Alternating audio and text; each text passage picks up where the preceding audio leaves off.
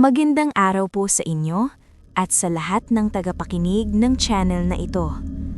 Ako po si Nel at ang karanasan ko pong ito ay noong college student pa po ako. Matagal ko po itong kinimkim at ngayon ko lang napagpasyahang isulat at ibahagi.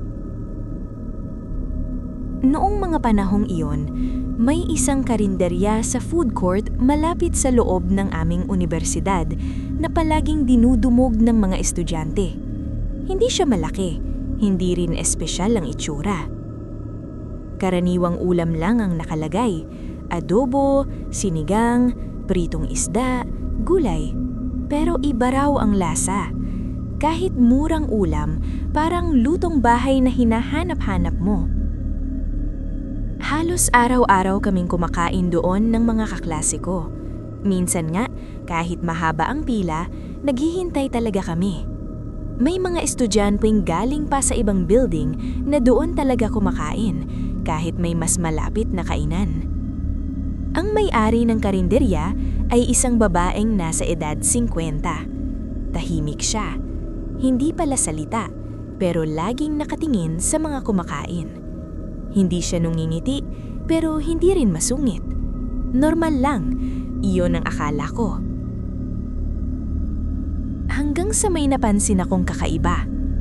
Tuwing bandang hapon, lalo na kapag kaunti na lang ang tao, may mga estudyanteng tila biglang nawawalan ng gana matapos kumain. May ilan na nasusuka, may nahihilo, at may isang beses na may kaklase kaming biglang nanghina at kailangang dalhin sa klinik. Ang sabi, baka raw naparami ng kain o pagod lang. Pero hindi iyon minsanan lang. Napansin ko ring may ilang estudyante na pagkatapos kumain doon ng ilang linggo, pumapayat kahit malakas kumain. Parang may nawawala sa kanila, hindi lang lakas, kundi sigla. Isang hapon, dahil naiwan ko ang cellphone ko sa mesa ng karinderya, bumalit ako para kunin ito. Sarado na ang pwesto, kahit aga pa, pero bukas ang ilaw sa loob. Sumilip ako. Nakita ko ang may-ari. Mag-isa siya. Nakatayo sa likod ng karinderya, may nililinis sa malaking kaldero. Pero ang ikinagulat ko, hindi pagkain ng laman. Hindi ko alam kung ano iyon, pero hindi iyon ulam. Mas lalo akong kinabahan nang mapansin kong huminto siya bigla at dahan-dahang tumingin sa direksyon ko. Hindi ko alam kung nakita niya ako, pero ramdam kong alam niyang may tao roon. Mabilis akong umais. Kinagabihan, ikinuwento ko iyon sa isang kaklase ko na matagal nang nag-aaral doon. Hindi siya nagulat. Sa halip, sinabi niya sa akin na may matagal nang bulong-bulungan tungkol sa karinderyang iyon, na dati raw may ibang may-ari, pero bigla na lang nawala. At mula noon, palaging may bago, pero iisa lang ang itsura ng babaeng nagluluto. May ilan daw na nagsasabing hindi tao ang may-ari. Aswang daw. Hindi ko agad pinaniwalaan.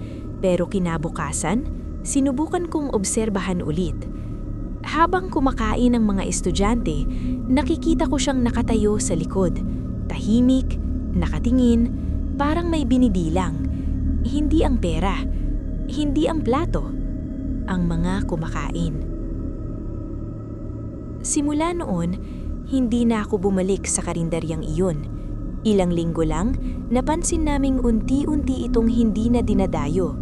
May mga estudyanteng nagkasakit, may ilan na bigla na lang tumigil sa pagpasok. Pagkaraan ng isang semester, tuluyan nang nagsara ang karinderya. Wala man lang abiso. Kinabukasan, bakante na lang ang pwesto. Parang walang nangyari. Pero hanggang ngayon, tuwing nakakakita ako ng karinderyang dinudumog bahil sobra sarap, ay hindi ko maiwasang magduda. Dahil minsan, hindi lang gutom ang pinakakain ng ilan. Minsan, may iba pa silang kinukuha, unti-unti, habang hindi mo namamalayan. Hanggang dito na lamang po, maraming salamat sa pakikinig. Mag-iingat po kayong lahat, lalo na sa mahilig kumain dyan sa karinderya.